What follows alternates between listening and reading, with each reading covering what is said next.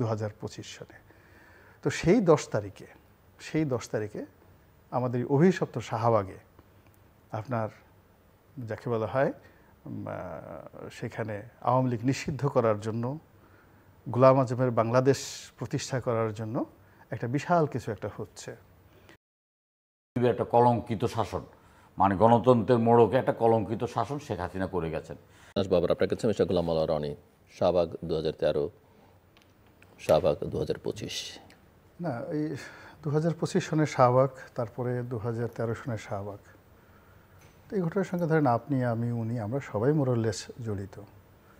এরপর উনি যে ভাষায় বলে দিচ্ছেন, মানে আগেরটার সম্পর্কে এবং বর্তমানটার সম্পর্কে, আমার কাছে মনে হয় যে এর চেয়ে আর বেশি কিছু বলার দরকার নেই। ভদ্রলোকের ভাষায় যতটা সম্ভব নিন্দা জানানো দরকার, যতটা ক্ষোভ জানানো দরকার, যতটা সমালোচনা দরকার, আমাদের সেলিম ভাই ওটার এক্সট্রিমলি করেছে।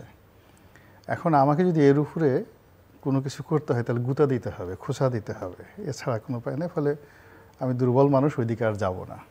কোন দিকে যেতে চান আপনি? আমি যেদিকে যেতে চাই সেটা হলো আমি এই শাহবাগের ইতিহাস এবং যমুনার ইতিহাস আপনাদেরকে বলতে চাই দুটো। সেটা হলো দেখেন, এই পৃথিবীর সব কিছু একটা গ্রহ নক্ষত্রের একটা বিষয় আছে। পৃথিবীর এই যে আমাদেরকে বলা হয় তোমার ভাগ্য বৃহস্পতি, বৃহস্পতিকে কেন সৌভাগ্যের গ্রহ বলা হয়, শনিকে কেন দুর্ভাগ্যের গ্রহ বলা হয়, এটা এখন সায়েন্স প্রমাণ করেছে যে এই কারণে বলা হয়।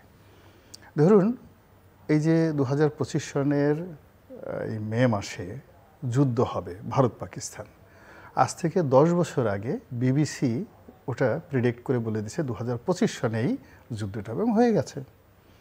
শেখ হাসিনার একটা পতন হবে এবং এইভাবে নির্মম পতন হবে আমরা সবাই বলেছি, 2014 সন থেকে বলেছি, কিন্তু উনি শুনেননি। তো এরকম সব জায়গারই একটা ম্যাথমেটিক্স আছে, ফিজিক্স আছে, কেমিস্ট্রি আছে। শাহবাগের একটা কেমিস্ট্রি আছে। মূলত এই জায়গাটা হলো একটা অভিশপ্ত জায়গা। আমি একটা প্রেজেন্ট টেন্স দিয়ে বলি, ধরুন পিজি হাসপাতাল এবং ডায়াবেটিক হাসপাতাল, প্রতিদিন এখানে কতজন রুগী মারা যায়, এবং এদের যে কান্না, আত্মীয় স্বজনের যে কান্না, ওই কান্নায় ওই জায়গাটা ভারী হয়ে থাকে প্রচণ্ড।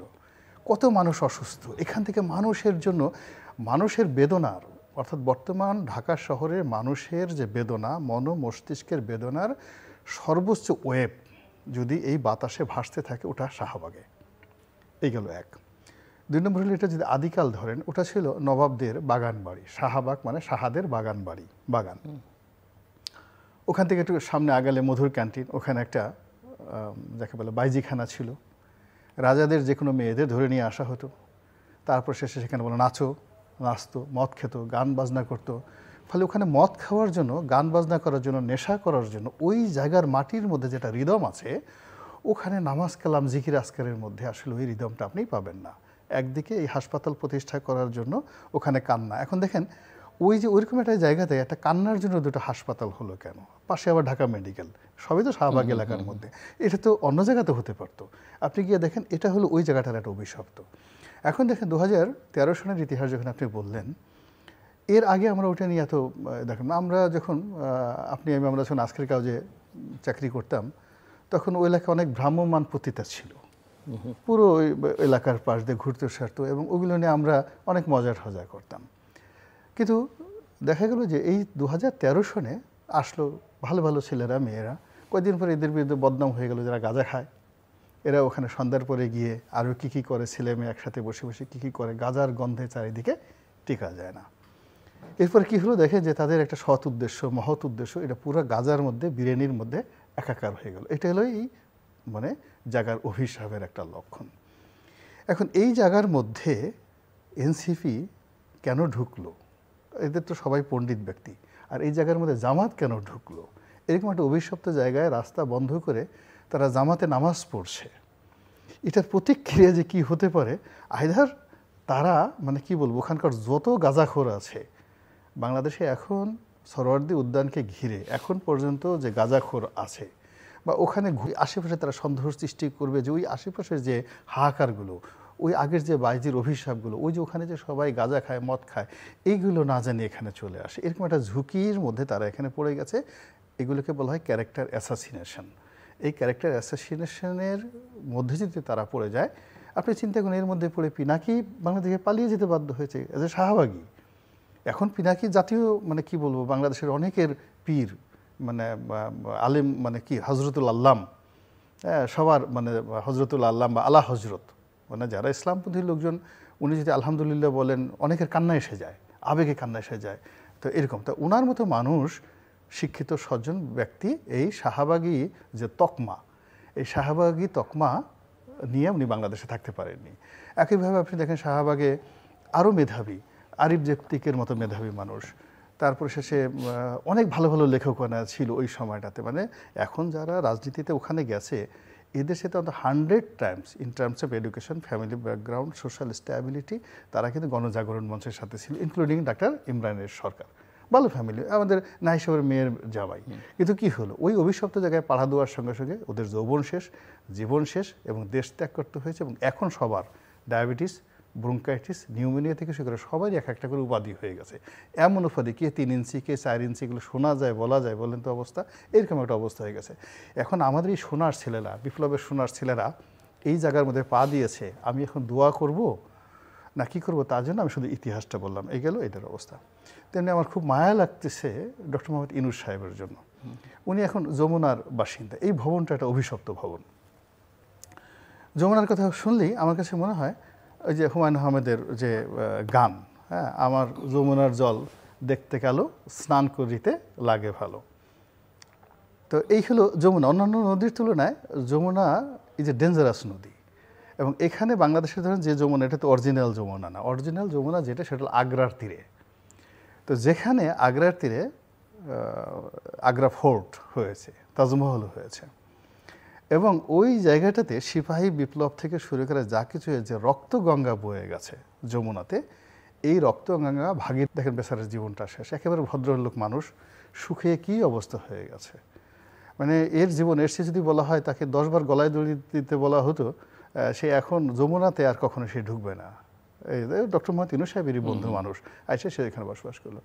এরপরে একজন ভদ্রলোক, উনি কি বেঁচে আছে না মরে গেছে জানি না, লতিফুর রহমান সাহেব, অত্যন্ত প্রাজ্ঞ ভদ্রলোক মানুষ, তিনিও ওই যমুনার বাসিন্দা ছিলেন। তার দেখেন কি একটা পরিণত হয়ে গেল। শেখ হাসিনা এই যমুনাতে এসে প্রধানমন্ত্রী হয়ে কিন্তু প্রথম যমুনাতে উঠছিলেন, এবং শেখ হাসিনা এই যমুনাতে বসে, এবং এই সময়টাতে বিডিআর মিউটিনি হলো। তারপরে দেখেন শেখ হাসিনার জীবনে যে পরিণতিটা ঘটলো এই যমুনা কেন্দ্রিক। এখন আবার এই জায়গাতে ডক্টর মোহাম্মদ ইউনূস সাহেব বসছেন, তাও আবার বয়স কত বছর? 84 বছর। বিশ্বাস করেন আমার ভীষণ রকম ভয় লাগছে যে এই যে আমি বললাম যে গ্রহ নক্ষত্র বৃহস্পতি সব মিলিয়ে, তার সঙ্গে সঙ্গে আর একটা কথা বলি, সেটা হলো, এটা হলো 2025 সন মে মাস। আজকে যখন আমি এই ভিডিও 10 তারিখে, আমাদের এই যে পশ্চিমবঙ্গের ব্যারাকপুরে প্রথম সিপাহী বিদ্রোহ হলো। দ্য ফার্স্ট সিপাহী বিদ্রোহ হলো এই মে মাসে 2025 সালে। তো সেই 10 তারিখে আমাদের অভিশপ্ত শাহবাগে, আপনার যাকে বলা হয়, সেখানে আওয়ামী লীগ নিষিদ্ধ করার জন্য, গোলাম আজমের বাংলাদেশ প্রতিষ্ঠা করার জন্য একটা বিশাল কিছু, সেটাকে আবার ম্যাটেরিয়ালাইজ করার জন্য আজকে রাতে, মানে 10 তারিখ রাতে, মানে ক্যাবিনেটের মিটিং হবে। আবার সেই ক্যাবিনেট মিটিংয়ের সঙ্গে সামঞ্জস্য রেখে বিএনপির কার্যনির্বাহী কমিটির একটা বৈঠক হবে। বিশ্বাস করেন, মানে আমি যতটুকু পড়েছি, আমি এই ভাগ্যে বিশ্বাস করি, নিয়তিতে বিশ্বাস করি, গ্রহ নক্ষত্রে বিশ্বাস করি। আর যেহেতু ইতিহাসের একজন যাকে বলা হয় ছাত্র, এইভাবে ইতিহাসের একটার সাথে একটা কেন বারবার 15ই আগস্ট বা আগস্ট মাস আওয়ামী লীগের জন্য কুফা ডেকে নিয়ে আসে প্রতি বছর। এই আগস্ট মাসে কেন তার পতন হতে হবে? আপনি কি মনে হয় না যে এখানে কিছু একটা আছে? কেন এই আগস্ট মাসে শেখ হাসিনার পতন? এটা সেপ্টেম্বর মাসে হতে পারতো, কিংবা এটা নভেম্বর মাসে হতে পারতো, কিন্তু আগস্ট মাসে হতে পারবে। আবার বাংলাদেশে যে দেখুন এই মে মাস, এই যে 10 তারিখ, এই 10 তারিখে ভারত পাকিস্তান যুদ্ধ চলছে। তারপরে সেই ভারত পাকিস্তান যুদ্ধের মধ্যে আমাদের আবার যুদ্ধ করার শখ জাগলো কেন এই সময়টাতে? নিঃসন্দেহে শরীরের সাথে, আকাশের সাথে একটা চুলকানির ভাবসাব আছে, সারা শরীর চুলকাচ্ছে। ওই যে চরমনের পীর সাহেব বলেছেন যে সুখে থাকলে তোমাদের ভূতে কিলায়, তা আমাদের আসলে এই বাংলাদেশে প্রায়ই দেখবেন যে সুখে থাকলে ভীষণ রকম ভূতে কিলে। এবং আরও একটা ব্যাপার বলেন, এই মে মাসে দুইবার বাংলাদেশ আক্রমণ করেছে দিল্লির সুলতান ফিরোজ শাহ তুগলক। প্রথমবার গিয়াসউদ্দিন ইলিয়াস শাহ ওনার জমানাতে, আর দ্বিতীয়বার ওনার ছেলে সিকান্দার শাহের জমানাতে। দুইবার এই মে মাসে কিন্তু তারা আক্রমণ করেছে। তো কাজেই সময়টা আসলে ভালো না। এই সময়টাতে ভালো না থাকার কারণে কি হচ্ছে, এরা একবার বলছে যুদ্ধ করব, একবার বলছে করিডোর দেব, তারপরে শেষে আর একবার পাকিস্তানের সাথে বন্ধুত্ব করছে, আবার চীনে গেল বন্ধুত্ব করার জন্য। চীন আবার এখন উল্টে গেছে, চীন আবার এখন বলছে কেয়ামত হয়ে যাবে। কি একটা কথা দেখলাম, চীন বলছে কেয়ামত হয়ে যাবে যদি এই মানে ওখানে করিডোর দেওয়া হয় ইত্যাদি ইত্যাদি বিষয়গুলো। আসলে জিলুবে ভালো লাগছে না, কোনো কিছুই ভালো লাগছে না, ভীষণ রকম মানে অন্তঃস্থ। কি পরিমাণ ফাইট করেছে এবং কি পরিমাণ সাফার করেছে।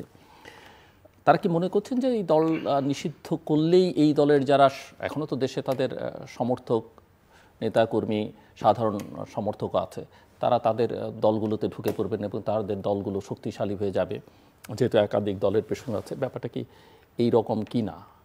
দেখুন, আপনার 5ই আগস্টের পট পরিবর্তনের পর জামাতে ইসলাম কিন্তু আপনার খুব আওয়ামী প্রেমী হয়ে গেছিল হঠাৎ করে। তারা কিন্তু আওয়ামী লীগকে মাফ করে দেওয়া হতে আরম্ভ করে এই ধরনের কথা বলা শুরু করেছে।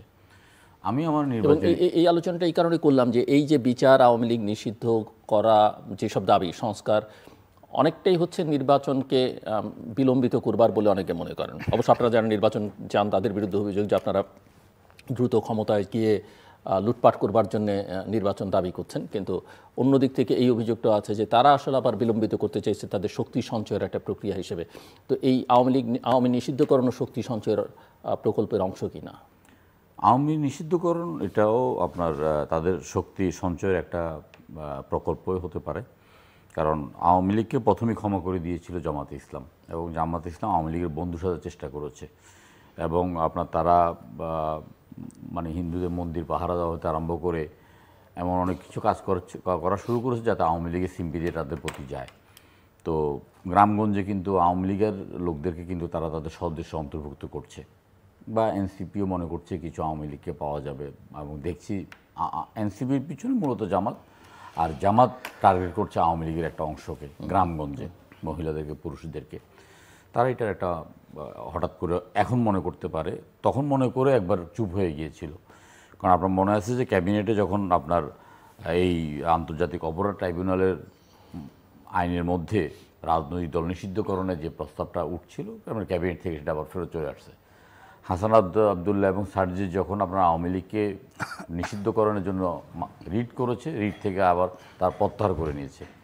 এখন গতকাল আপনার নাহিদ ইসলাম বলল যে আপনার আওয়ামী লীগকে নিষিদ্ধ করার ব্যাপারে সরকারের মানে সদিচ্ছা নাই।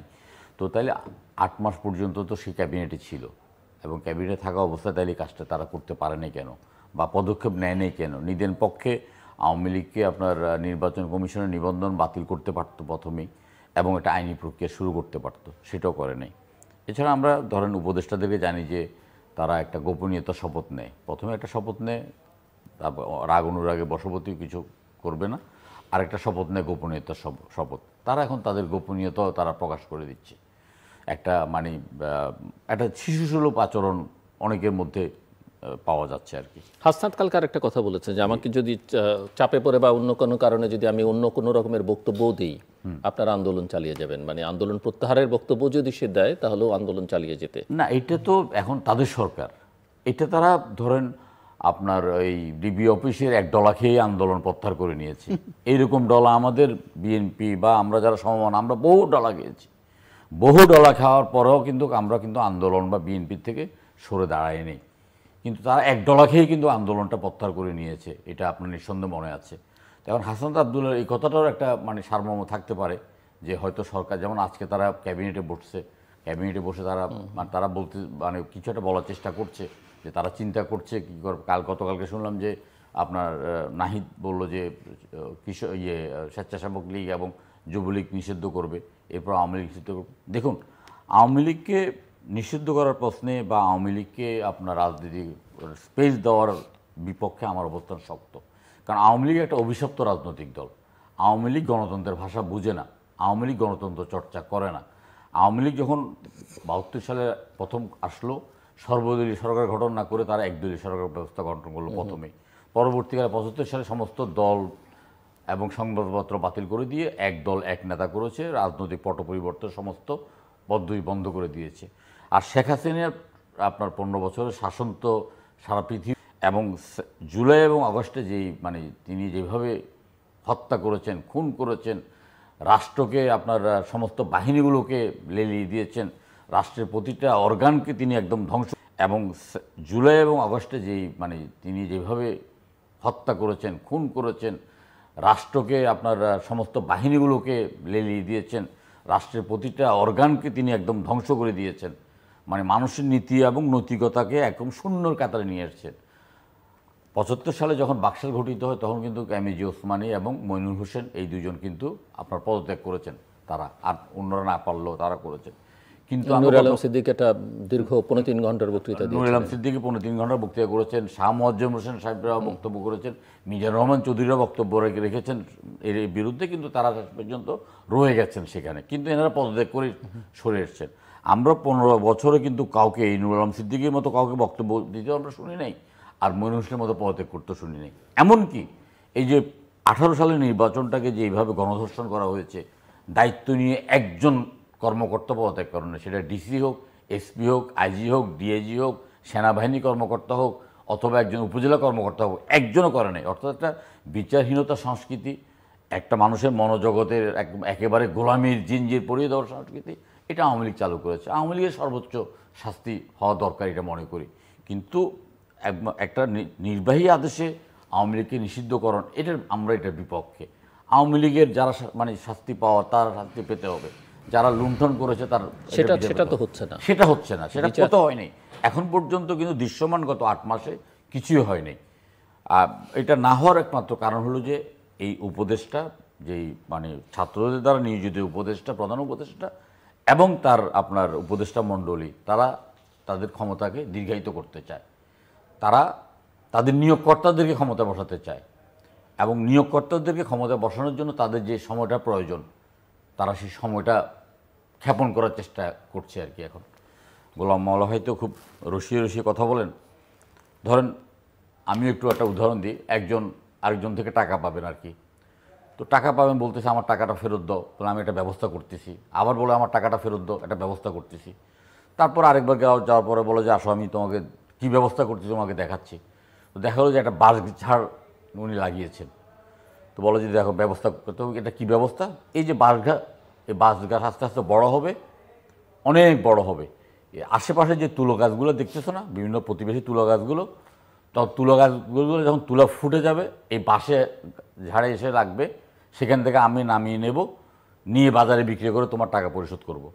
এখন বাঁশঝাড়কে বড় হতে হবে, আপনার ওই প্রতিবেশী তুলা গাছ থেকে তুলা সংগ্রহ করে আপনার বাজারে বিক্রি করবে, এই ধরনের একটা প্রকল্প তারা হাতে নিয়েছে। এটা একেবারেই মানে আমরা বুঝতে পারছি, আমরা কয়েকজন উপদেষ্টার সাথে সামনাসামনি কথা বলে এবং যারা সংস্কারের দায়িত্বে আছেন তাদের সাথে কথা বলে আমরা বুঝতে পারছি যে তারা নির্বাচনটাকে প্রলম্বিত করতে চাচ্ছেন। এবং পাশাপাশি ধরেন যারা নির্বাচন চাচ্ছেন সরকারি বেসরকারি পর্যায়ে, তাদেরকে কিন্তু টার্গেট করছেন। ধরুন দীর্ঘদিন যাবৎ 15 বছর যাবৎ যারা মানে আপনার কোনো না কোনোভাবে 14 পুরুষের মধ্যে বিএনপির নামগন্ধ ছিল, তারা কিন্তু কোনো প্রমোশন পায় নাই, কোথাও ভালো জায়গায় নিয়োগ পায় নাই। সরকার এসে প্রথম দিকে তাদের প্রতি কিছুটা সুবিচার করেছে। এখন আবার যেটা করছেন সেটা হলো যে বেছে বেছে বিএনপির লোকদেরকে কিন্তু আবার বিভিন্ন জায়গা থেকে সরিয়ে দিচ্ছেন এবং আপনার তাদেরকে আবার শাস্তিমূলক ব্যবস্থাও নিচ্ছেন এবং তাদের কাজ কমিয়ে দিচ্ছেন। পাশাপাশি তারা আওয়ামী লীগেরদেরকে পুনর্বাসন করার একটা চিন্তা করছেন। তারা মনে করছেন যে না, এরা আমার বন্ধু না, আওয়ামী লীগের যারা সমর্থক আছে আমরা তাদেরকে বন্ধু বানিয়ে আমরা আমাদের প্রকল্পটাকে বাস্তবায়ন করতে চাই কিনা। জাতীয় ঐক্যমত্য কমিশনের সাথে আমরা কথা বলেছি, ওনারা 167টা আপনার দাবি দিয়ে মানে আমাদেরকে প্রশ্নবোধক চিহ্ন দিয়েছেন। দেখেন, জেলা প্রশাসক হবে না জেলা কমিশনার হবে, এটার জন্য রাজনৈতিক দলগুলোর সাথে বসতে হবে। এই আলোচনার জন্য রাজনৈতিক দলগুলোর সাথে সংলাপের প্রয়োজন আছে। এটা তো ওনারা চিন্তা করে নির্বাহী আদেশে করা যায়, বা এটা যদি জনপ্রশাসন মনে করে যে জেলা প্রশাসকের জায়গায় জেলা কমিশনার হবে, এটা ওনারা সংস্কারের মধ্যে নিয়ে আসছেন। তো তখন আমরা বুঝলাম যে এই সংস্কারের অর্থ হলো যে এটাকে নির্বাচন প্রলম্বিত করা এবং একটা গোজামিল করে করা। যেমন বলছে যে স্পিকার হবেন সরকারি দল থেকে, ডেপুটি স্পিকার হবেন বিরোধী দল থেকে। তো আমরা এটা ভেটো দিয়েছি, বলছি যে এটা তো হলে তো সংসদ চালানো যাবে না, আপনারা যে আমরা অতীত একটা প্রস্তাব দেখেছি যে বিরোধী দল থেকে একজন স্পিকার, সরকারি দল থেকে হলে দুজন ডেপুটি স্পিকার, তার মধ্যে একজন সরকারি দলের একজন বিরোধী দলের। কিন্তু ওনাদের এইসব প্রস্তাবগুলো একদম যেটা করছেন জাতীয় সাংবিধানিক কাউন্সিল এমন একটা মানে ভয়ঙ্কর রকমের প্রস্তাব দেওয়া হচ্ছে, যাতে করে মনে হচ্ছে যে এটা আপনার হয়তো মানবে না, পরে জাতির সামনে উপস্থাপন করবে যে আমরা সংস্কার করতে চেয়েছি, সংস্কার মানছে না, ইয়ে করছে না। আমরা বলতেছি আপনার একটা ন্যূনতম একটা 3টা নির্বাচনটাকে ধরেন, শেখ হাসিনার মানে অনেকগুলো সুযোগ ছিল। শেখ হাসিনার 2018 সালে যখন নির্বাচনে সমস্ত বিরোধী দলগুলো এসছে, বিরোধী দলগুলো তো অনেকটা মানে হতাশ হয়ে মানে বাধ্য হয়ে নির্বাচনটা অংশগ্রহণ করতেছে। তখন কিন্তু আমরা বলছি যে সরকারের অধীনে নির্বাচন করাটা আত্মহত্যার শামিল। হয়তো নিবন্ধন বাতিল হয়ে যেতে পারে, হয়তো সরকারের মুখোশ আরও উন্মোচন করা হোক, যে কোনো কারণেই নির্বাচনে অংশগ্রহণ করার পরে পুরো নির্বাচন পদ্ধতিতে একটা দলীয় সরকারের অধীনে যে একটা নির্বাচন হতে পারে, এই ব্যবস্থাটা তা মানে দেখাতে পারতো। কারণ আমরা যখন তত্ত্বাবধায়ক সরকারের প্রথম দাবিগুলো উঠছে, তখন আমরা মনে করছি যে আসলে তত্ত্বাবধায়ক সরকার এই পদ্ধতিটা হলো যে রাজনীতিবিদদের জন্য একটা অপমানজনক কর্মকাণ্ড। একটা রাজনীতিবিদ 5 বছর রাষ্ট্র পরিচালনা করবেন কিন্তু একটা নির্বাচন করতে পারবেন না, এটা দীর্ঘদিন চলা যায় না। যেমন আপনার 2008 সালে শেখ হাসিনা ক্ষমতায় আসার পরেও কিন্তু স্থানীয় সরকার নির্বাচনটা হয়েছে। স্থানীয় সরকার নির্বাচনে কিন্তু আপনার এই যে 5টা আপনার সিটি কর্পোরেশন নির্বাচনে বিএনপি জয়লাভ করেছে। তখন পর্যন্ত কিন্তু নির্বাচনটা একটা পদ্ধতি ছিল। আপনার 14 নির্বাচনের পরে যখন উপজেলা নির্বাচনটা 5টা স্তরে করেছে, প্রথম স্তরে করার পরে প্রথম স্তরে কিন্তু বিএনপি এবং পীরগঞ্জও বিএনপি জয়লাভ করেছে। দ্বিতীয় তৃতীয় স্তর থেকে একদম নির্বাচনটাকে সর্বনাশ করে দিয়েছে। এখন ওনারা প্রস্তাব দিচ্ছেন যে আপনার তত্ত্বাবধায়ক সরকারের মেয়াদ হবে 4 মাসের, এবং তত্ত্বাবধায়ক সরকারে জাতীয় নির্বাচনও করবেন, স্থানীয় সরকার নির্বাচনও করবেন। আমরা এটা তীব্র বিরোধিতা করেছি যে না, আপনার তো রাষ্ট্রকে তো ফাংশন করতে হবে। রাষ্ট্র আমরা ঠিক আছে, আমরা জাতীয় সংসদ নির্বাচনের জন্য আমরা তত্ত্বাবধায়ক সরকার পদ্ধতি এবং এটা যদি স্থায়ীভাবেও করতে হয় তাও আমরা মেনে নেব, কিন্তু আপনার রাষ্ট্রকে তো বিশ্বাস করতে হবে একটা জায়গায়। এবং আমরা চাই স্থানীয় সরকার নির্বাচনটা হোক আপনার সরকারের অধীনে, প্রশাসনকে আমরা সেভাবে চেষ্টা করব, বা আমরা সেভাবে কমিটমেন্ট করব। অথবা শেখ হাসিনার এই পতনের পরে আপনার আমলা বলেন, সেনাবাহিনী বলেন, পুলিশ বলেন, ব্যবসায়ী বলেন, মিডিয়ার ব্যক্তিত্ব বলেন, সংস্কৃতির ব্যক্তিত্ব বলেন, রাজনীতিবিদ বলেন, সবাই মনোজগতে এক ধরনের সংস্কার হয়েছে। কেউ কিন্তু আবার যাবে না, কিন্তু এই পদ্ধতিতে শেখ হাসিনার মতো ভয়ঙ্করভাবে গণতন্ত্রকে হত্যা করে বা গণতন্ত্রকে একেবারে এক জায়গায় স্টপ করে দিয়ে ক্ষমতা পরিবর্তনকে যুদ্ধ করবে না। করলে কিন্তু এটা পরিণতিটা কি হয়, এটা শেখ হাসিনা এবং তার সমস্ত সাঙ্গপাঙ্গরা তো আমাদের সমস্ত জাতিকে বুঝিয়ে দিয়েছেন। যে কারণে আমরা আসলে এখন আমাদের কাছে মনে হচ্ছে যে এই যে শাহবাগের যে আন্দোলন, আজকে তো তারা একটা মিটিংয়ে বসে তারা একটা সিদ্ধান্ত জানাবে। আমরা সে পর্যন্ত হয়তো অপেক্ষা করতে হবে। মিস্টার রনি, আমি একটু আপনার কাছে বুঝতে চাইছি যে এই সরকার আসলে কি করছে, কি চাইছে, বা এই যে জাতীয় ঐকমত্য কমিশন করা হলো, কতটা ঐকমত্য আপনি দেখতে পান, আশা করেন তারা প্রতিষ্ঠা করতে পারবে?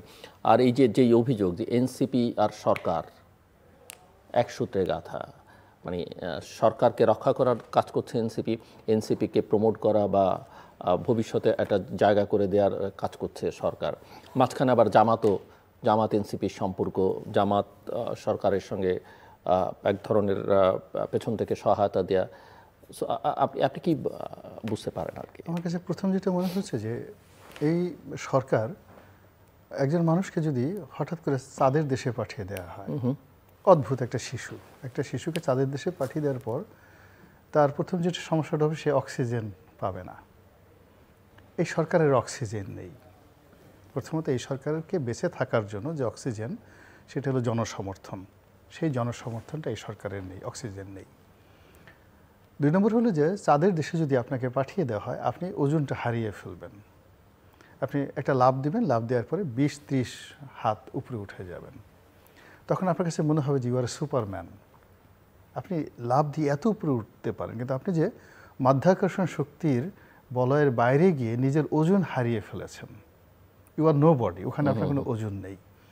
এই সরকারে যারা কর্তা ব্যক্তি, তারাও তাদের ওজন হারিয়ে ফেলেছেন, তাদের আকৃতি হারিয়ে ফেলেছেন, তাদের ওজন হারিয়ে ফেলেছেন। ফলে তাদের কথা, তাদের কর্ম, তাদের লম্ফ, তাদের ঝম্প, তাদের হাঁটা চলা সব কিছু ঠিক ওই রকম যে নীল আর্মস্ট্রং যখন চাঁদে গিয়েছিলেন তখন নীল আর্মস্ট্রং চাঁদে হাঁটার সময় তার যে অবস্থা হয়েছিল এদের অবস্থাও ঠিক এখন সেরকম অবস্থা হয়ে গেছে। 3 নম্বর হলো যে আপনি একটা শিশুর কাছে, অবোধ একটা শিশুর কাছে একটা নতুন খেলনা দিলেন বা একটা খাবার দিলেন, আশ্চর্য যে খাবারটা সে কখনো খায়নি এবং সে দেখেনি, বা যে খেলনাটি সে চালাতে পারেনি, সে তখন খুব অবাক বিস্ময়ে সে তাকিয়ে থাকবে। খাবারটাই ধরেন, চকলেটের কথাই ধরেন, বাংলাদেশে গ্রামের একটা ছেলে একটা চকলেট, সুইজারল্যান্ড থেকে আপনি একটা ভালো চকলেট এনে দিলেন। তো ও যখন মুখে দেওয়ার পর দেখলো ও মাই গড, এই চকলেটের এত মজা, সে কী করবে? পুরো চকলেটটা নাকে, মুখে, চোখে, সারা শরীরে সে লাগিয়ে ফেলবে, এলোমেলো হয়ে ফেলবে। কারণ এই সরকারের সঙ্গে যারা এসেছেন, with due respect, they have many experiences, reputation, name, fame and education. But practically fact is that they don't have any practical experience about the politics, রাজনীতি। এর কারণ হলো জীবনের এই আমরা যা কিছু করি তার থেকে একেবারে রাজনীতিটা 100% না, ঠিক 180 ডিগ্রি অ্যাঙ্গেলে রিভার্স। আপনি কবি হবেন, রাজনীতি হবে না, নবী হবেন, রাজনীতি হবে না। অনেক নবী এই রাজনীতিবিদদের হাতে জীবন হারিয়েছেন। ফলে নবী হলে ঐশী ক্ষমতা থাকলে যে আপনি রাজনীতিবিদ হতে পারবেন তা নয়। হযরত ঈসা আলাইহিস সালামকে ক্রুশবিদ্ধ করেছেন কে? তিনি একজন পলিটিশিয়ান। তো এই জিনিসগুলো বুঝতে হবে। তো যার জন্য এই যে যারা আসছেন তারা রাজনীতিটা বুঝছেন না, ফলে এখানে ঢোকার পর তারা ওজন হারিয়ে ফেলেছেন। তারপরে তারা যেহেতু রাজনীতিতে বুঝছেননি, এই জন্য রাজনীতি ঢোকার পরে তাদের মনে হচ্ছে যে খুব সহজ, খুব আশ্চর্য, এবং মাঝে মাঝে তারা অবাক হয় যে এটা এত সোজা। এই যে এত সোজা, এটা তারা বোঝার পরে যখন তাদের সামনে একটা কঠিন বিষয় আসে, প্রথমে তারা একটা সাপ দেখেছে, গোকরা সাপকে মনে করেছে এটা প্লাস্টিকের সাপ, সেটা ধরেছে, কিন্তু সাপ যখন ফোঁস করেছে তখন তো সে সেন্সলেস হয়ে গেছে।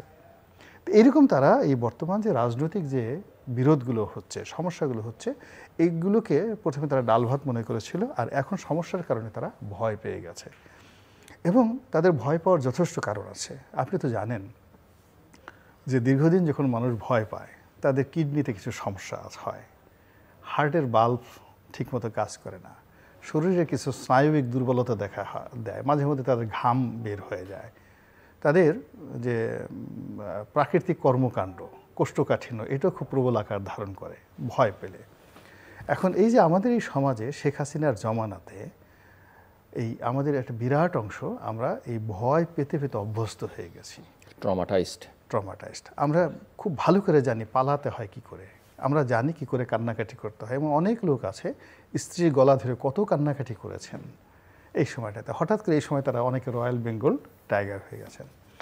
এখন এই সরকারের যারা কর্তা ব্যক্তি যারা আছেন, এরা কেউ নেপোলিয়ন বোনাপার্টের মতো সাহসী ছিলেন না, জুলিয়াস সিজারের মতো ছিলেন না। তারা এই আপনার আমার মতোই অনেকে পালিয়েছিলেন, অনেকে ট্রমাটাইজ ছিলেন, অনেকে শেখ হাসিনার সঙ্গে কীভাবে একটা নেগোসিয়েশন করা যায় এইরকম চেষ্টা করেছেন জীবনের সেই ক্ষণ পর্যন্ত। তো ফলে এই যে তিনি এসে যখন যাদেরকে পেলেন, নিজে ভীত সন্ত্রস্ত, আর পুরো যে রাজনৈতিক অঙ্গন তারা সবাই কিন্তু ট্রমাটাইজ। তো ট্রমাটাইজ থাকার কারণে দুই পক্ষই, অর্থাৎ দুটো বাঘ, রয়্যাল বেঙ্গল টাইগার, দুটোর মুখে ছ্যাঁকা লাগানো আছে, সার্কাসের বাঘ। এখন একজন আরেকজনের সাথে পলাপলি করছে, ও ওকে কুক দিচ্ছে, ও ওকে কুক দিচ্ছে। এখন এই যে তার যারা স্টেক হোল্ডার, বিএনপি বলেন, জামাত বলেন, প্র্যাকটিক্যালি বলেন, বা ডক্টর ইউনূস বলেন, তিনটা পক্ষই তো ভীত সন্ত্রস্ত একটা দল। এরা 5ই আগস্টের আগ দিন পর্যন্ত এদের জীবনে আপনি যদি মনে করেন যে 4 তারিখে যদি ডক্টর মোহাম্মদ ইউনূস সাহেবকে বা অন্য কাউকে, বা আমি নাম বললাম না, তাদেরকে যদি বলা হতো আসেন আপনাকে একটু যমুনাতে নিয়ে যাই, ক্ষমতায় বসাতে হবে। গ্রাম বাংলাতে আপনি দেখবেন যে ওই যে ছোটো ছোটো বাচ্চা ছেলেদের যে সুন্নতে খতনা হলে বাচ্চারা যাবে না হাজাম দেখে যেভাবে কান্নাকাটি করে, এরা ঠিক ওইভাবে কান্নাকাটি করতো। কেন আমি এখানে জন্মগ্রহণ করলাম, মরে যাব কিন্তু আমি কখনো যমুনাতে যাব না, ওই জায়গাতে যাব না। তো এই হলো দ্য রিয়ালিটি, এই হলো রিয়ালিটি। এখন কি হচ্ছে, ফলে এখানে একটা ছক্কা পক্কা খেলা হচ্ছে, উভয় পক্ষই একে অপরকে ভয় পাচ্ছে। যারা সরকার চালাচ্ছে তারা রাজনৈতিক দলকে ভয় পাচ্ছে এই কারণে, বিকজ তারা তো এই 15 বছর যাবৎ ভীত সন্ত্রস্ত হয়ে আসছে। আবার রাজনৈতিক দলগুলো ওই ডক্টর মোহাম্মদ ইউনূসকে ভয় পাচ্ছে, বিকজ ওর মধ্যে তারা শেখ হাসিনার প্রতিছায়া দেখতে পাচ্ছে। ফলে কি হচ্ছে, দুটো গ্রুপই একে অপরকে ভয় পাচ্ছে, আর ভয় পাওয়ার কারণে মূল যে টার্গেট গতিটা হয়ে যাচ্ছে সর্পিল গতি, আঁকাবাঁকা গতি, একটা নির্দিষ্ট জায়গাতে তারা যেতে পারছে না। এইগুলো তারপরে যেটা বলছিলাম সেটা হলো যে রাষ্ট্র ক্ষমতা। এখন ওনারা হয়তো কেউ কর্পোরেট জগতের সিইও ছিলেন, কেউ হয়তো কর্পোরেট জগতে একটা চাকরি করেছেন, কেউ হয়তো বিভিন্ন কাজকর্ম করেছেন, কিন্তু পাবলিক অফিস এটার একটা মাদকতা রয়েছে। ক্ষমতা এমন একটা জিনিস, ক্ষমতার জন্য মানুষ পিতাকে খুন করে ফেলে, মাকে খুন করে ফেলে, স্ত্রীকে জলাঞ্জলি দেয়, নিজের কন্যাকে সেই সম্রাটের হাতে শয্যাসঙ্গী করে ফেলে। This is power. তো সেই পাওয়ারটা এত সহজে পাওয়া গেছে, আর এই পাওয়ারের এত আনন্দ। আমি সামনে একটা BMW 7 সিরিজ গাড়িতে বসে আছি, সামনে ভো ভো করে 20-25টা আর্মির গাড়ি যাচ্ছে, পিছনে গাড়ি যাচ্ছে, 10-12টা মানে 100-150 লোক, যেখানে যাচ্ছি দোতলা স্যালুট দিচ্ছে, গার্ড সাবধান। এইগুলোতে আমাকে মনে হচ্ছে যে আমি কি বেঁচে আছি, এটা তো ছাড়া যাবে না, আমি কবরে যাব, আমি মরে যাব, কিন্তু আমি এটা ছাড়বো না। তো এই যে ওনরা বলে নয়, এই জিনিসটি যারা আছে সবারই একই অবস্থা হয়, সবারই একই অবস্থা। ক্ষমতা এমন একটা জিনিস যে ওর কাছাকাছি গেলে খুব লোভ হয়, খুব লালসা হয়। আমি তো সব জায়গাতে ইতিহাস বলি, বাংলাদেশের ইতিহাসে একসময় এই প্রায় 1 বছরের জন্য একজন হিজড়া এই বাংলাদেশ চালিয়েছে, এবং যেন বাংলাদেশ না, বাংলা, বিহার, উড়িষ্যার কামরূপ কামাখ্যায় বিশাল এলাকা, অর্থাৎ ইলিয়াস শাহী বংশের এই এখন যে অবস্থা হয়েছে এরকম অবস্থা হলো। তিনজন বিখ্যাত শাসক, এরপর আস্তে আস্তে করে সব অযোগ্য লোকরা আসলো। অযোগ্য লোকরা দেখলো যে আমাদের এই সমাজের সবচেয়ে বড় সমস্যা হলো সামন্তরা, যাদের টাকা আছে, ধনী আছে, এরা আমাদেরকে মানে না। দ্বিতীয় সমস্যা হলো যে এই 200 বছর তারা খুব ভালো রাষ্ট্র চালানোর কারণে জ্ঞানী, গুণী, কবি, সাহিত্যিক, আলেম, ওলামা এই সমাজে পয়দা হয়ে গেছে। বাংলা তখন সারা পৃথিবীর মধ্যে 1 নম্বর। এরাও তো রাজাকে মানে না, আর রাজা লেখাপড়া জানে না, সে সারাদিন মদ নিয়ে থাকে, সারাদিন ওটা নিয়ে থাকে। তখন কি হবে, এই লোকগুলোকে অপমান করতে হবে। তো এদেরকে অপমান করার মতো বাঙালিদের তো অপমান করা যাবে না, বিকজ তাদের সবারই নিজস্ব সোলজার আছে, সামন্ত রাজাদের। তারপরে যাই অলি আল্লাহ, তার হাজার মানে সমর্থক আছে, জ্ঞানী গুণী তার ভক্ত আছে। তখন তারা করলো কি, আফ্রিকা থেকে হাজার কৃতদাস নিয়ে আসলো এই বাঙালিদেরকে অপমান করার জন্য। এবং সমস্ত রয়্যাল কোর্টগুলোতে আপনি চিন্তা করেন, একটা সময় এমন ছিল যে উনি একজন সাধারণ আমজনতা, উনি গিয়ে সরাসরি সুলতানের বিরুদ্ধে কাজীর দরবারে নালিশ করতে পারতেন, এবং কাজীর সুলতানের বিরুদ্ধে ওয়ারেন্ট ইস্যু করে দিত। That was the Ilyas Shahi dynasty. তো সেই ডাইনেস্টির পরবর্তী রাজারা অযোগ্য লোকদেরকে অপমান করার জন্য, যোগ্য লোকদেরকে অপমান করার জন্য তারা এই দাসদাসীদেরকে ভাড়া করে আনলো। এই দাসদাসীরা প্রাসাদে থাকে, আর যত সম্মানিত লোকদের অপমান করে এমন অবস্থা করে ফেলো 10 থেকে 12 বছরের মধ্যে এই বাংলাদেশের কবিরা কবিতা লিখতে ভুলে গেল, ব্যবসায়ীরা বাংলাদেশ ছেড়ে চলে গেল, পুরো সমাজ একটা হাহাকার এবং ভয়ের রাজত্ব। রাজপ্রাসাদের ধারের কাছে, রাজনীতির ধারের কাছে কোনো ভদ্রলোক যায় না। এমন সময় ওই মোগল মানে ওই যে হেরেমের মধ্যে একটা হিজরা ছিল হাবশি, তার নাম হলো রুকনউদ্দিন। তার হঠাৎ মনে হলো যে আমি তো রাজাকে আমার কাছেই ঘুমাই, তার যদি আমি গলা টিপে মেরে ফেলি, তাহলে আমি এত সামন্তদের মারি, আমি কেন রাজা হইতে পারবো না? He did the same. সে এই হিজরা মেরে ফেলার পর সে রাষ্ট্রীয় ক্ষমতায় বসলো। আর রাষ্ট্রীয় ক্ষমতায় বসার পর দেখা গেলো এই যে বাংলার যারা লোকজন সবাই গিয়ে জি হুজুর সেই কাজ করলো।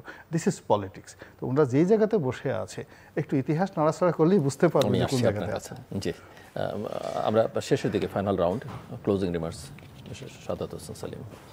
না, আমরা যমুনার একটা ইতিহাস আপনি বলেছেন, তবে এই যমুনা ভবনের ইতিহাসটা হলো যে কি, ব্যারিস্টার মওদুদ আহমেদ যখন উপরাষ্ট্রপতি হয়েছেন তখন তিনি তার থাকার জন্য এই ভবনটা মানে পাশ করিয়েছেন, এবং যথেষ্ট চেষ্টা করেছেন দ্রুততার সাথে কাজটা সম্পন্ন করার জন্য, কিন্তু ব্যারিস্টার মওদুদ এই ভাষায় উঠতে পারেন নাই।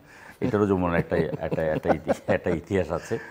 এখন এখানে আমরা একদিকে বলছি যে আমাদের বিভিন্ন রাজনৈতিক দলগুলো আমরা ঐক্যমত্যে এসেছি যে আমাদের কাট অফ টাইম ডিসেম্বরের পরে আমরা একদিনের জন্য আমরা কিন্তু নির্বাচনকে প্রলম্বিত হতে দেব না। এটা আমাদের একদম চূড়ান্ত সিদ্ধান্ত।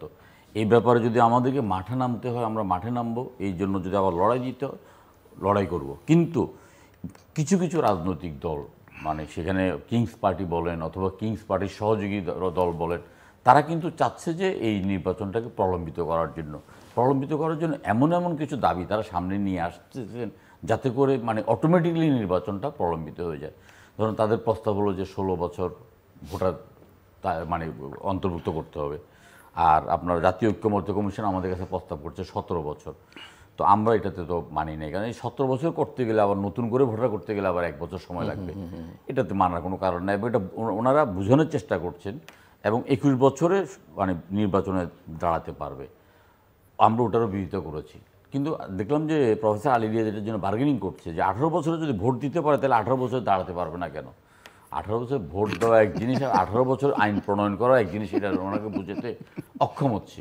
এখন 21 বছর, আমার ছেলের বয়স 21 বছর, আমি চিন্তা করছি চোখ বন্ধ করে আমার ছেলেকে এখন আইন প্রণয়ন করার মতো সক্ষমতা রাখে কিনা। আমার কাছে মনে হচ্ছে যে না, আমার ছেলে এখন লেখাপড়া করছে, আমার ছেলে আইন প্রণয়ন করার মতো সক্ষমতা এখন অর্জন করে নাই। ওনারা কিন্তু আপনার বিজ্ঞ লোক, মানে আলী রিয়াজ সাহেব তো একটু মানে বয়সে তুলনামূলক কম, অন্য যারা আছেন তারা তো বেশ বয়সে ভারে নুর্য, ওনারাও আপনার একই রকম চিন্তা করছেন। এগুলো করে মানে পুরো ব্যাপারটাই একটাই লক্ষ্য, মানে ক্ষমতায় বসার ডে ওয়ান থেকে ওনাদের বেশ কয়েকজনের লক্ষ্য যে এই গদি আর ছাড়া যাবে না, যেটা আপনার গদির মোহটা আপনার আমাদের রনি ভাই ভালো করে বলছেন। এই গদির মোহর কারণে এই কথাগুলো বলছেন। আমরা রাষ্ট্রপতি নির্বাচন করি সংসদ সদস্যদের মাধ্যমে, এখন ওনাদের কারো প্রস্তাব হলো যে উচ্চকক্ষ নিম্নকক্ষ মিলিয়ে রাষ্ট্রপতি হবেন, আর আরেকজন প্রস্তাব দিলেন যে না 70,000 ইলেকটোরাল ভোট, অর্থাৎ ইউনিয়ন পরিষদের চেয়ারম্যান পর্যন্ত রাষ্ট্রপতি নির্বাচনের জন্য ভোট দেবেন। এই যে অবাস্তব কথাগুলো বলছেন যে শুধুমাত্র আমরা এগুলোর সাথে দ্বিমত করব, আবার এগুলোকে একমত হতে পারে কিনা, আবার আলোচনা করা যায় কিনা, এগুলো নিয়ে করা, সময় ক্ষেপণ করা।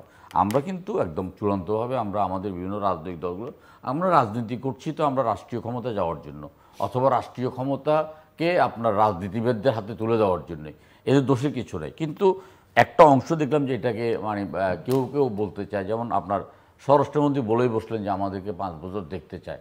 এখন কি ওনার চেহারা দেখতে চায়, না ওনার কার্যকলাপ দেখতে চায়, না ওনাদের ক্ষমতা দেখতে চায়, ওনাদের সুশাসন দেখতে চায়, এটা বুঝতেছি না। একজন উপদেষ্টা দাবি করতে পারবেন না যে তিনি তার মন্ত্রণালয়ে সামান্যতম সংস্কার করেছেন, একজন উপদেষ্টা দাবি করতে পারবেন না। না পুলিশ উপদেষ্টা দাবি করবেন, না ভূমি উপদেষ্টা দাবি করবেন, না খাদ্য উপদেষ্টা দাবি করবেন, না বন্দর উপদেষ্টা দাবি করবেন, কেউ দাবি করতে পারছেন না। তো ওনাদের হাতে তো কোনো কিছুই, আমার মনে হচ্ছে যে ওনারা ক্ষমতাকেই হঠাৎ করে পেয়ে উপভোগ করছেন। কিন্তু আমরা চাই যে আসলে আর কোনো রকম তালবাহানাটা না করে, প্রফেসর ইউনূস সাহেবের সামনে কিন্তু দুটো উদাহরণ আছে, দুটো উদাহরণ কিন্তু আমি প্রায় বলার চেষ্টা করি, এই দুটো উদাহরণ দিয়ে আমি শেষ করছি। একটা হলো যে আপনার বিচারপতি শাহাবুদ্দিন 3 মাসের জন্য এসে তিনি আপনার আনসারের লাঠি দিয়ে একটা নির্বাচন করছেন, সম্মানের সাথে বিদায় নিয়ে আবার বাংলাদেশের রাষ্ট্রপতি হয়েছেন। আর আপনার ফখরুদ্দিন সাহেব কিন্তু আপনার রাষ্ট্র 2 বছর পরিচালনা করার পরে এখন আপনার জুমার নামাজ অথবা জানাজার নামাজও যেতে পারছেন না। প্রফেসর ইউনূসের সামনে এই দুটো উদাহরণ, উনি কোনটা বেছে নেবেন এটা বেছে নেওয়ার আপনার সমস্ত রকমের চয়েস ওনার কাছে। জাস্ট 3 মিনিট সময় শেষ করতে আমার কাছে যে ব্যক্তিগতভাবে মনে হচ্ছে যে সরকার সব কিছু এলোমেলো করে ফেলেছে, কিন্তু আমি বুঝতে পারছি না যে এরা কি ইন্টেনশনালি কাজগুলো করছেন, লোভের বশবর্তী হয়ে এই কাজগুলো করছেন, ক্ষমতায় থাকার জন্য করছেন, নাকি সহজাত যে তাদের মানবিক যে ভুল ভ্রান্তি এই কারণে করছেন। কিন্তু আলটিমেটলি তাদের চেহারা স্রোত এখন আমাদের কাছে খুবই বিরক্তিকর হয়ে গেছে। তাদের কাউকে দেখলে আমাদের দোয়া করতে ইচ্ছা করে না, তাদের কাউকে দেখলে আমাদের হ্যান্ডশেক করতে ইচ্ছা করে না, কাউকে দেখলে আমাদের কাছে মনে হয় না যে ওনাকে ধরে একটু কোলাকুলি করি। তো এই যে তাদের সঙ্গে আমাদের যে জনগণের একটা অ্যাডাপশন, এই জায়গাটাতে যে একটা ব্যারিকেড মানে সার্কিট তৈরি হয়ে গেছে, এটা হলো তাদের জন্য সবচেয়ে একটা ভয়ানক বিপদ। আপনি দেখেন শেখ হাসিনা বলেন, বেগম জিয়া বলেন, ইভেন জামাত বলেন, গোলাম আজম বলেন, আমরা এই রাজনীতির তত বিতর্ক বলিনি, কিন্তু মানুষ একটা নির্দিষ্ট অংশ কিন্তু তাদেরকে দেখতে চায়, ভালোবাসতে চায়, তাদের সঙ্গে সম্পর্ক স্থাপন করতে চায়, আবার তাদের সঙ্গে ঘৃণাও করে তাদেরকে। এখন ওনাদের যে অবস্থাগুলো হলো, আমরা তাদেরকে যখন পেয়েছিলাম আমাদের কাছে মনে হলো যে আমাদের কাছে এক একটা পূর্ণিমার চাঁদ এসেছেন, আকাশ থেকে নাজিল হওয়া ফেরেশতা তুল্য এক একজন মানুষ। এবং আমরা শেখ হাসিনার অত্যাচারে, আপনি তো নিজে তার ওয়ান অফ দ্য সাফারার, আপনার যদি ইন্টারন্যাশনাল কানেকশন না থাকতো, বিদেশি রাষ্ট্রগুলো না থাকতো, আপনাকে তো পাড়িয়ে মেরে ফেলতো ঢাকা শহরে। আপনার অফিস থেকে সমস্ত লোকজন তুলে নিয়ে গেছে। এই বিশ্ববিদ্যালয় ক্যাম্প আছে, আমি এতগুলো করছি, সেই বিশ্ববিদ্যালয় ক্যাম্প আমার গাড়িটা ভেঙে দিয়েছে। তো যার জন্য আমরা এই শেখ হাসিনার পতনের পরে যারাই এসেছে, আমরা আমি বুঝতে পারি না যারা তারা যখন বলে যে যৌক্তিক কথা বললে আওয়ামী লীগের দালালি করা হচ্ছে বা দোষর বলা হচ্ছে, ওটাই হলো। দেখেন আমার, উনি জানেন যে আমি তো, আপনিও জানেন, তাদের তো সেই সাফারিংসও নাই, তাদের সেই ত্যাগের হিস্ট্রিও নাই বা লড়াইয়ের হিস্ট্রি। আমার একটা কম্পোজিট টেক্সটাইল ছিল সাভারে, শেষ করতে 100 কোটি টাকা মূল্য। এই শেখ হাসিনার কারণে পুরো ব্যবসাটা আমি দেউলিয়া হয়ে গেছি। তো সেই শেখ হাসিনার পক্ষে আমি কেন কথা বলতে যাব? আমার কাছে তো ডক্টর ইউনূস দেবতার চেয়ে বেশি, অনেক বেশি। তো এখন সেই দেবতা বা এই যে যারা আসছে, আমি এই বাচ্চাদেরকে আমি বলেছি এরা আবাবিল পাখি, আমি এখন পর্যন্ত কিন্তু এদের বিরুদ্ধে এখন পর্যন্ত কোনো একটা টুশব্দ করিনি। তো সেই জায়গাটাতে কেন আমাদের বিরাগটা আসছে, কেন আমরা তাদের সমালোচনা করছি, এই জিনিসটা তারা যদি বুঝতে পারেন তাহলে মনে করবো যে আল্লাহ তাদের প্রতি দয়া করেছেন, তাদের প্রতি তারা হেদায়েতের মধ্যে আছেন।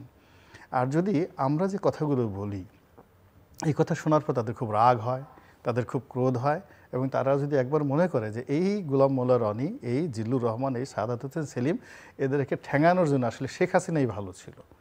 So Kazi adapt the rules and regulation of Sheikh Hasina, hire the pupil, বেনজিরকে আনো, আবার হারুনকে আবার আনো, হ্যাঁ, ইনকুন্তুম বেনজিরও, আবার আনো তাকে, এনে আবার তাদেরকে বসো, এনে এই যে লোকগুলো এদেরকে শেখ হাসিনা ভালো করেছে, এভাবে আস্তে আস্তে আস্তে তারা যদি ওই ফ্যাসিজমের দিকে চলে যায় তাহলে কি হবে? যা হয় যখন মানুষ বিপথে যায়, অন্তরে সিল মোহর মেরে যায়, তখন আসলে তাদেরকে কেউ ভালো করতে পারে না। আমরা যারা সাফারার এবং আমরা যা তাদেরকে ভালোবেসি, প্রথমত শেখ হাসিনাকে আমরা ক্ষতিগ্রস্ত হয়েছি, দ্বিতীয়ত আমরা তাদেরকে ভালোবেসেছি লং টার্ম। 2009 থেকে এই পর্যন্ত এই মানে এখানে যারা আছে সবাই তো আপনার আমার আপনজন, তাদের কার সাথে আমাদের আপনার পারিবারিক সম্পর্ক নাই বলেন?